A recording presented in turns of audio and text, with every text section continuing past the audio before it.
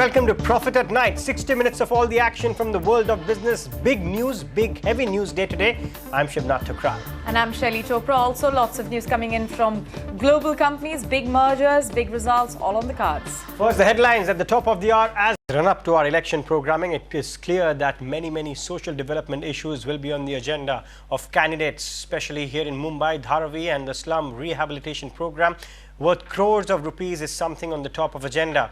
Yamini Deendyalan visits the area to find out whether Dharavi is once again an example of forgotten promises.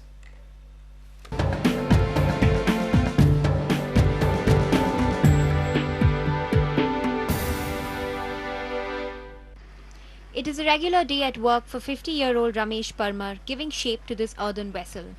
But Ramesh is unsure of who will shape his own future. His house in Dharavi consists of a pottery workshop, kitchen, living room, all in one cramped two-story building. His family has lived in his house since the 1930s, when the municipality leased his land to the potters. But soon, this is set to change.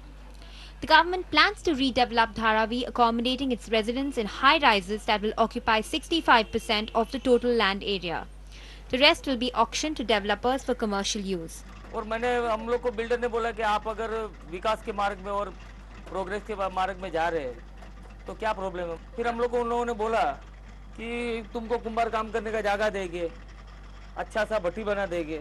उसके बाद हमने घर देखा तो मेरा RTI में मेरा 6 घर है और ये बिल्डर बोल रहा है तुमको 3 घर है तुम्हारा। बोला दुकान है खाली, मट्टी काम करने का जगह नहीं है। The 15,000 crore rupee project is a brainchild of Mukesh Mehta, an architect from New York, who has been appointed by the government of Maharashtra for this project. According to the design, Dharavi will be divided into 10 sectors and each resident will get a house of 225 square feet. 14 bidders have been shortlisted who will bid for this valuable piece of real estate. But the global slowdown and the liquidity crunch has already discarded some like HDIL who have pulled out. But do the people of Dharavi really want this?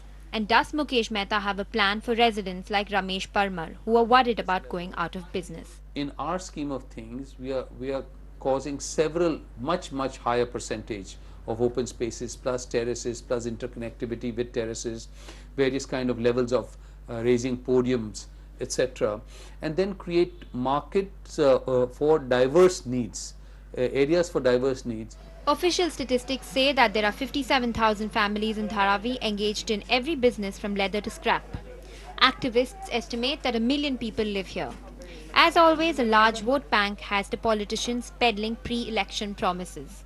जब ये government ने sector के लिए 225 foot square feet की जगह पहले ऐलान किया, शिवसेना ने जब ये आंदोलन किया और कार्याध्यक्ष उद्धव जी ठाकरे ने हमारे जब ऐलान किया कि कम से कम 400 फुट जगह चाहिए. Though potters might live in cramped houses like this in terms of floor area, a lot of these houses have mezzanine floors and the area of this is not taken into account by those surveying this area. Now, if you look at the floor space index that's allowed by the Dharavi Redevelopment Project, architects we spoke to say that it's in fact impossible to provide 400 square feet of housing for each resident. And of course, the informal space outside where people bake their pots and store these pots is not taken into account. According to an official survey, 97% of residents live in houses under 300 square feet. But activists think measurement criteria is deceptive. This Dharavi development is inevitable, not today, tomorrow, day after tomorrow. It has to change. People have to be involved in the whole dialogue. Then only this is Dharavi development. Urbanization and the proliferation of slums is inevitable. The Congress candidate for Dharavi, Eknath Gaikwad, has gone ahead and told his voters that it is impossible to provide a 400 square foot house. But to many in Dharavi, this armchair architecture of sorts cannot accommodate the needs of the vibrant hub of enterprise that Dharavi is. And the hope of decent housing remains a forgotten promise. For those like Mehta, to let the slums be is not a solution. But the challenge is to redevelop as democratically as possible in such a large-scale social engineering project of sorts.